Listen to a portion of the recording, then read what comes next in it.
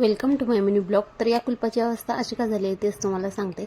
पण त्याआधी सकाळी उठल्याबरोबर अगोदर कोमट पाणी करून घेतलं, कारण थंडी बरीच वाढलेली आहे आणि कशाला जरा बरं वाटतं कोमट पाणी पिल्याच्यानंतर. तर आज स्वयंपाकात बनवणार होती मी मेथीची भाजी आणि चपाती.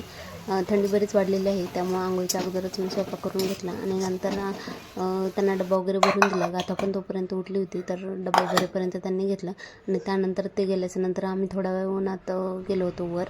आंघोळ वगैरे झाल्याच्यानंतर लगेच बॉडी लोशन लावून घेतलं. त्वचेची काळजी घेणं आता कंपल्सरी आहे, कारण थंडी बरीच वाढलेली आहे.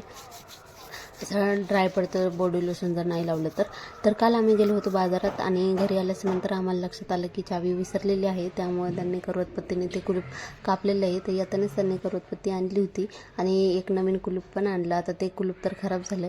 तर उद्या आहे गाथाचं अन्नप्राशन, त्यासाठीच मी हे बिस्किटाचा डायनिंग टेबल बनवला आणि संध्याकाळच्या वेळेला बघा गाथाची मस्ती तिच्या बाबासोबत.